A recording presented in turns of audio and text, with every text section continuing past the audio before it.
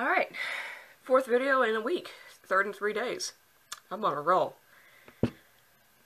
I'm going to do a much requested water marble tutorial today.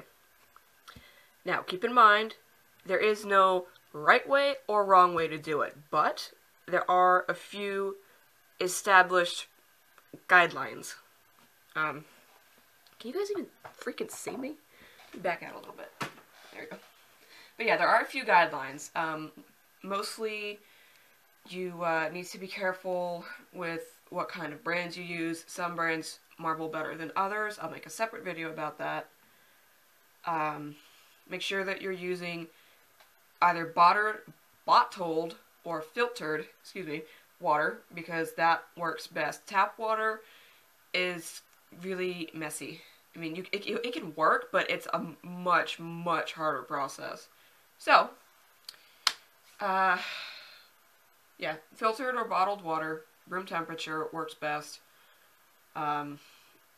It's better if you have, like, a dedicated space to do this in, so that, you know, it's not, like, up on the kitchen table where people bump into you and screw it up, because that's happened too, and that sucks. Another good idea is to put something over your surface, like paper towels or a ratty towel like I've got, or just a big piece of plastic or a table mat, something. Because you will get polish on the table if you don't. Again, I would know. We have a lovely glass table with a big red spot of nail polish on it. I can't figure out how to get off. I'll figure it out. But, yeah. Tools that I use, I'm looking at the cat because he's following me again. What are you doing down there? Sorry. Things that I use, you've seen most of them. It's, you know, my regular cup. I have one cup for all of the marbling. That way, I feel like it's less wasteful if you use one cup. Something to keep in mind, for a while, I did have a glass cup. It was like one of those little itty-bitty, like, shot glass size measuring cups that I did my marbling in, and it was really good. You know, it worked. Until I cleaned it out with tap water and Dawn. After that, it just wouldn't work. No clue why. So, just rinse it with water, dry it out. Don't let it sit overnight like I do once in a while, because it will grow mold, and it will get nasty, and you'll have to throw it out and get a new one. Anyway, so you've got your cup, bottled water, filtered water, either one, room temperature. A lot of people use this stuff called liquid Palisade. I'm not sure how you pronounce it. It's like the Mess No More liquid latex type stuff. And what that is basically a kind of, like, peelable rubber masking tape that you put on your skin and then peel off when you're done. I'd love to have some. I don't have any. I can't afford it. I mean, I can. I just, by the time I realize I want it, I'm broke again. And so what I use is Scotch tape. It's not as clean, but it does get the job done. The main point is to kind of tape off the areas of your finger that you don't want polish on. And so that's what that's for. You know, like how you use masking tape when you paint stuff. Easy. Again, a lot of people use different tools to actually do the marbling. I'm using tweezers because my nails are wet. Before I started this, I went ahead and put the silver on so that it'll be ready. A lot of people use different things. I use toothpicks. This is what I found to be simplest. Not to mention, you can get like 1,000 at the dollar store for 50 cents. But some people will use like a pin to spread them with. Some people use like a really, really fine dotting tool. I've tried both. None of them work quite as well. I've also tried using the lead from a mechanical pencil, which worked, except that it broke every time I tried to wipe it off. So yeah, it just comes down to a matter of preference. I'm making sure I'm not running over the cat as I scoot in closer. It's a matter of preference. But yeah, other things that are good to have on hand are Q-tips, obviously for cleanup, polish remover. You know, either one is good. I got these from Walmart, full bottles. 16 fluid ounces for, let me think, I want to say like $3 a bottle. This is really good stuff. This stuff, I'm amazed it doesn't eat through the plastic bottle it's in, because this will destroy whatever plastic thing you put on it. So, you got that. What I normally do is I'll put this into this shot glass I ruined by putting this in it, and just, you know, squeeze it in there and you can clean up like that. But we won't need that just yet. And then, of course, you need the colors you're going to use. And that's about it. I use these tweezers to peel the tape off of my finger. And if you're careful, you can do this. I've practiced with this. I can do this. If you're not careful, you will hurt yourself. Excuse me. Depending on how I wrap the tape, it can be hard to just peel off in one piece. And so I will go really gently up under the plastic of the tape and just snip it, and I can pull it off like that. Something else that's good to have is like a stylus or something for your phone, because I don't know about you guys, but I always feel dumb, like really dumb, when I'm on my phone like this, trying not to smudge my nails. And so that's where these come in. Again, I got these at the Dollar Tree. They're $1 a piece. It's also a pen. And it's like the best purchase I've ever made. I bought literally 5 of them last time I was there. So, again, not required, but I think it's a good idea. So, today I'm just going to show you, like, how to do basic, like, let me think. There's between 3 and 5 regular, you know, more popular common types of marbling to do. There's a straight bullseye, horizontal and vertical, petals, spiderweb, and freeform. I'll be showing you all of those. Although not with the good stuff, because these are expensive, and I want to make them last. So instead, I'll be using my red and white from China Glaze, and because they're so starkly different, you can see what the different steps are. So, as always, give me a second to set up, and I'll see you guys in a minute. Okay, the camera is at a really precarious angle, so hopefully it won't fall into the water and destroy everything. Alright, so you've got your cup, you've got a good strong light, which is another thing that's good to have. Me personally, I like to be able to see fully and completely what I'm doing. That's kind of common sense to me, but whatever. Put your water in your cup. Just, I'm going to need a little bit more than that. So let me get out one of the other several bottles I've got lying around. The tap water in this town is nasty. Not just for marbling, but in general. It's very hard, and it tends to just not exactly make me sick, but it does not agree with me. So we buy bottled water out the wazoo. Let me get that little floaty thing out of there. The shit is that? There we go. Alright. So you've got your water. You need to have 2 sticks. You need to have a stick to drag with, and then a stick to collect with. I've got both already ready. I've got several others because these things, the wood does swell, and because I wipe it off on a towel, it gets little fibers in it, and so I have to change the stick several times, but let's get right into it then. Okay, first I'm going to show you guys how to do a basic bullseye. Now what you do for that is it helps if you have all of the colors that you want to use already open, because you do have to move fairly quickly while doing water marbles. Do you remember a couple videos ago I showed you guys that neon orange that spread but then it got dry and it wouldn't spread with another dot? That's what you want to combat, so you have to move quickly. So basically what you do is, depending on how many colors you use, you just cycle through them. I'm using 2 for simplicity's sake. So first, you know, just 1, let it spread out. And what a lot of people do, what I like to do, is spread it out to all sides of the water so that it's bigger, covers a bigger area. And you just keep adding your drops like that. China Glaze is another really good brand for water marbling.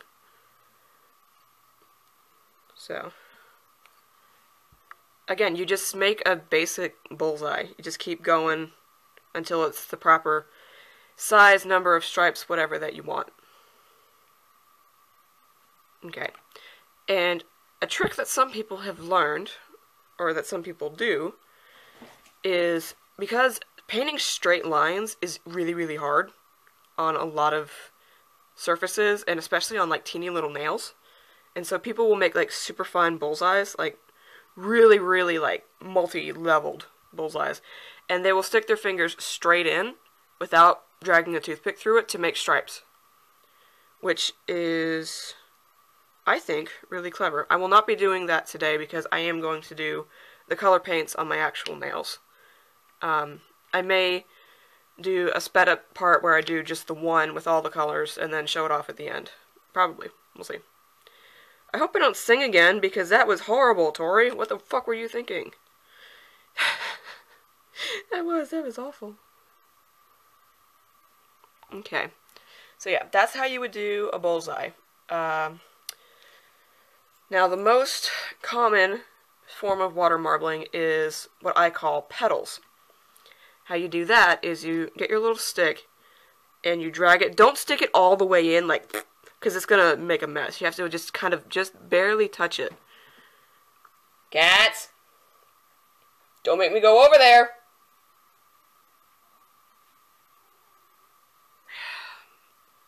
Wow. Anyway, you want to just barely touch it, and to do petals, you drag from the inside, or the outside in. You do that little dip in the middle to get rid of any air bubbles. Now, when you've got a lot of crud built up on it, it's best to wipe it off, because the finer the point on your little stick, the better it will turn out. And so you just kind of repeat, and if you do it properly, it'll look like a flower. So, let me just speed up the rest of this so you guys can get an idea of what's going on. Okay, did you see what happened here? How it kind of went bleh. That's why you should wipe off your stick. Because I'm an idiot. And, I get ahead of myself.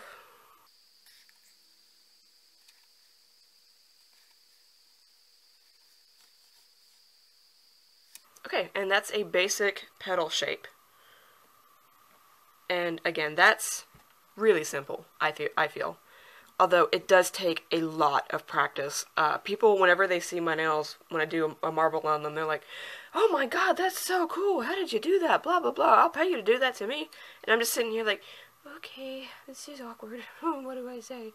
And then I'll explain how I do it, and usually they'll say, "Oh, I tried and I just couldn't get it to work." And then I let them know, like, look, I have been doing this for about 1.5 years. And believe me, my first set did not look as good as the ones I do now. And even now, sometimes I'll try to do a set and it'll look like complete shit. It's just a combination of, how everything works out with, like, the water and everything and skill.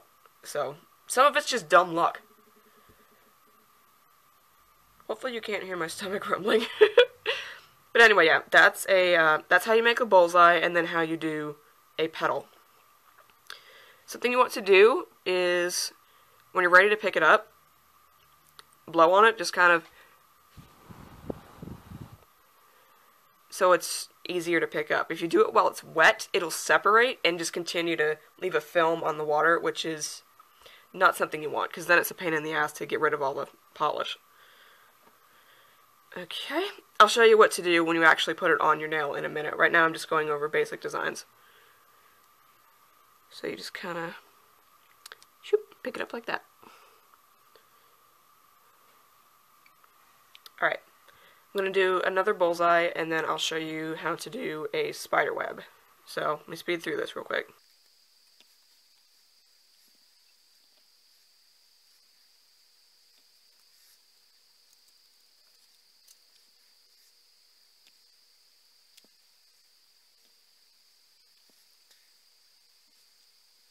Alright, so we've got another bullseye.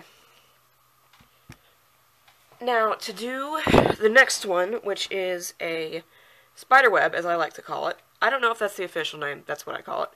You do the opposite of a petal, which is instead of going outside in, you go inside out.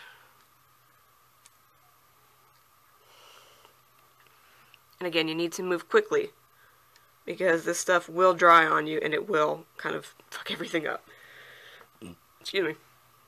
Alright, once that's done, you go between the lines and go outside in. Just like this. Well, not just like this, but in a way similar to this. Again, the way I do it, it's probably not the exact way to do it. It's not the professional way to do it. This is just the way that I have found that works for me. And believe me, it takes a ton of practice, as I've said before. I'm not very good at this particular style or technique because I haven't done it very often. But, yeah, I'm just losing focus here. Alright, see, now it's starting to dry out again. And so that's how you do a spider web. A tip, which I think is why these are drying out so quickly, is because I'm trying to be close to the camera so you guys can hear me. But my voice is, the breath is making this dry out. So, try not to breathe on it. If you need a fan on, you'll have to work faster. Try not to have any fans on or any source of air moving across the surface, because that will screw it up.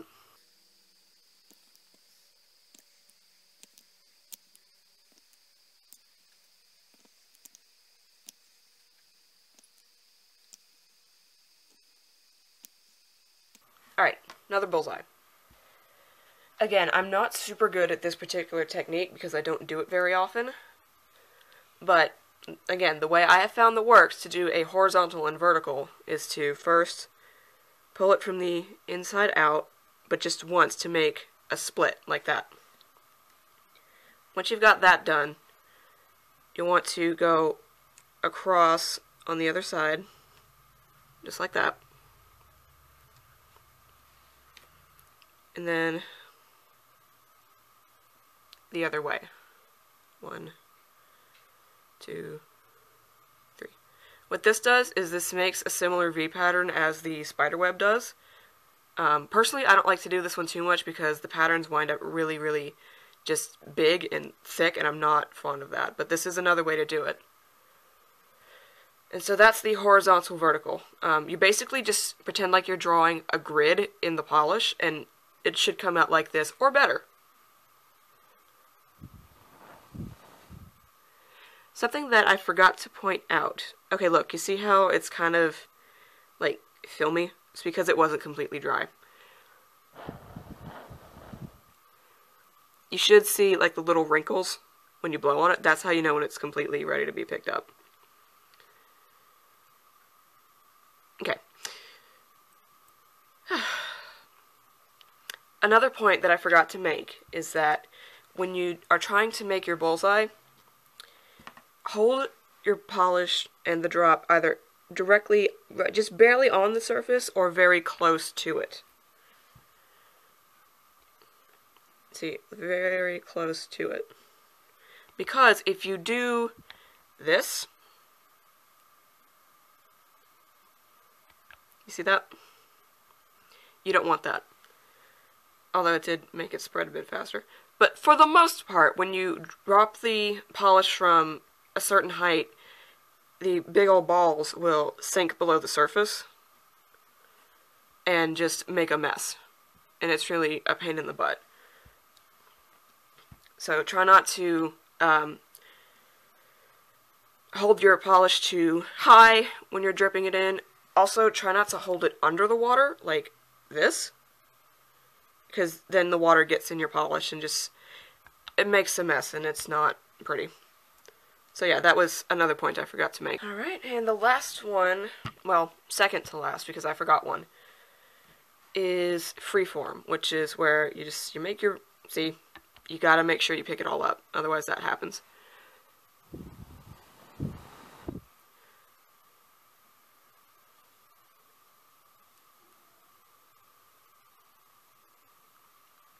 Anyway, you make your bullseye.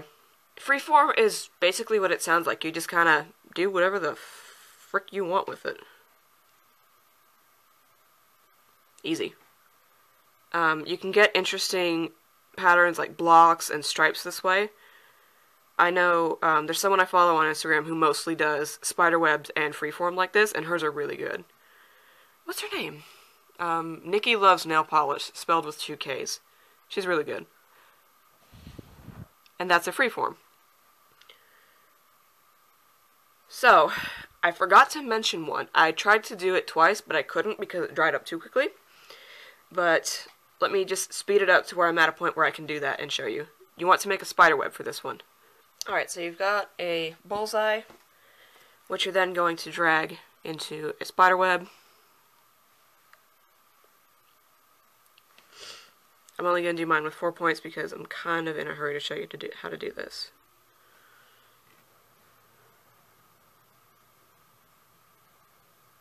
Alright, you've got your spider web made. Now, something that a lot of people do is they will stick their stick in the middle and swirl it. Which, that looks like shit. But that's the idea. Is if you do it, here we go, that's better. You get much better shapes, it's more intricate. A lot of people around Christmas time will do this with red and white to make like a peppermint looking nail. I've done it myself.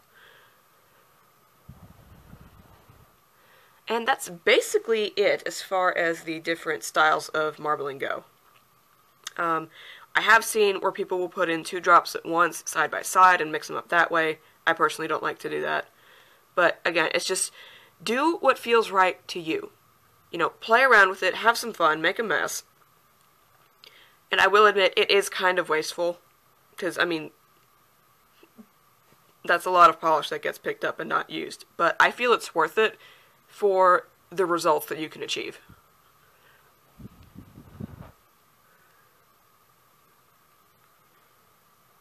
Just pick up all that crud. I've got like a ring on the inside of my little cup because of how I do this. Alright, so that is basically, again, how you do the basic shapes and steps that I know of. I'm sure that there are thousands of more ways to do it, but again, this is just what I've heard of. Now, next, I'm going to show you guys how to do multiple colors in a petal on an actual fingernail, so that you can see what that looks like. And so, to start, you want to get your tape. I'm going to do my thumb because it's biggest and easiest to see. How I like to do it is you put the tape up along the edge of your nail. Try not to get the tape on the nail because it will come off. And that part won't get polish on it. And it just looks sloppy to me. But yeah, make like a U shape with the tape around your nail, just up on the edge. The point of this is to try not to get any polish on your skin. But more likely than not, you will. And that's okay. Then you want a second piece, it's a bit longer, to go across the bottom. Just like this. Wrap it around, tape it on the other side. Alright. Now something I like to do, because sometimes the tape comes off like that, is just add a little bit more, make it a little bit longer and stronger. Okay. Like that. Alright. And depending on how annoyed I am with this little flat part right here, I'll just stick some more tape across. Like this. Now you've got your finger taped off. Some people tape it off after they've made the design. I personally don't like to do that because it dries out too quickly. Let me make sure everything is in frame where it should be. Hang on. Okay, yeah, that's good. Okay, so you've got your water, your fingers taped off. Go ahead and get all of your polishes out, open them up. Alrighty. So, again, this is fairly simple. I'm going to speed it up. I just want to show you what all these colors look like and how to do your finger.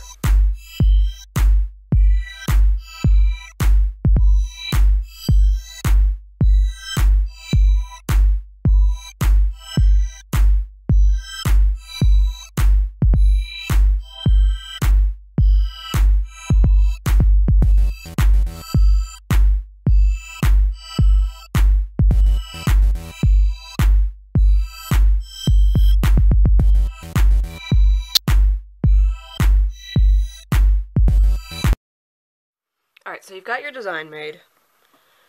And what you do is you turn the cup so that it's easy to get your finger into whatever part of the design you like most. I like this part here. So, let me make some room for my massive elbows. I've spilled things before this way. You take your taped off finger and you just kind of send them. Just watch. I'm terrible. Alright, you kind of lay it flat, like that. Keep it under the surface until you've picked up what's left. Because if you pick it back up, this will cover what's already on your nail, and it looks messy.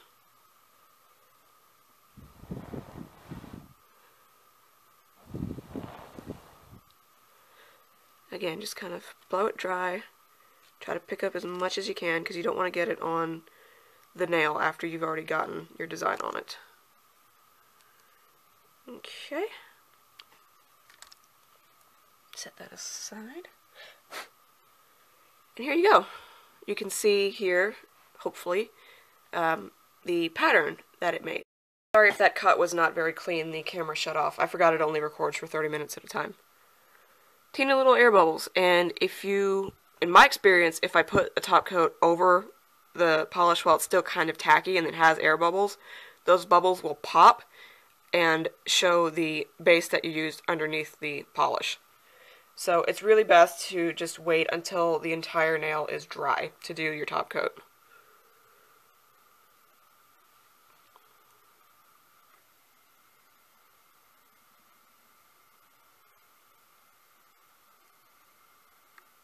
Oh, see, there you go. I don't know if you can see because it's so tiny.